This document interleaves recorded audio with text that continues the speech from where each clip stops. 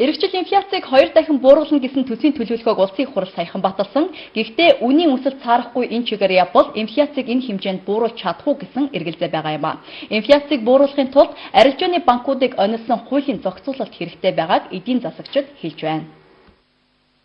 Энэ онд инфляцийг нэг оронтой тоонд барина хэмээн өнгөрсөн жилийн хаврал төлөвлөжсэн. Гэвч энэхүү төлөвлөгөө үлгэр болж инфляц одоо аль хэдийн 2 онтой тоод аваад эдүгээ 17% явж байгаа юм. Үүнд мах болон орос улсны үнийн өсөлт эрс нөлөөлснийг эдийн засагчид хэлж байна. Сонгуулийн үеэр халамжийн болон улс төрийн шинжтэй арга хэмжээнүүдийн улмаас цаашид чимний үн өсөх магадaltaй гэж үзэх юм бол инфляц хяналтаас гарах магадaltaй байна. Эдийн засгийн өсөлтийг дагаад үнийн өсөлтийг явуулаад байгаа нь маш харамсалтай байна.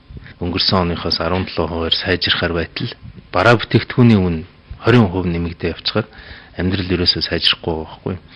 Одоо бол инфляц 17% байна шүү дээ. Тэгэхээр эх жил 9.8% болгож амжих уу? Амжихгүй. Би бол эдийн засаг шивсэн биз. Гэхдээ амьдрал сайн мэдж байгаа учраас тийм болцоо бол байхгүй шүү. Үнийн өсөлтийг хязгаарлах бодлогыг орхигдуулснаас болж бизнесийн хууль бусаар ашиг олсоор байна. Үүний золиосонд ард иргэд хэлмэгдэж байгааг төр засаг анзаарах зохио байхгүй сонгуульдаж байгаа юм.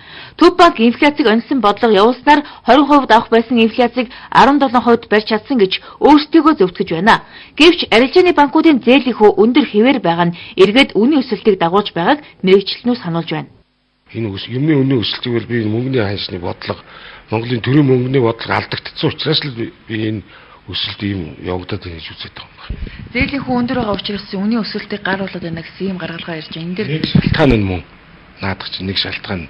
Хамгийн том үндсэн шалтгаан нь бол яг Монголд бол жинхэнэ одоо банкны одоо хүн Монгол банкыг удирдахгүй. Өндөр үнэтэй мөнгөөр худалдаа арилжаа хийж штэ. Өндөр үнэтэй мөнгөөр үйлдвэрлэл эрхэлж байна.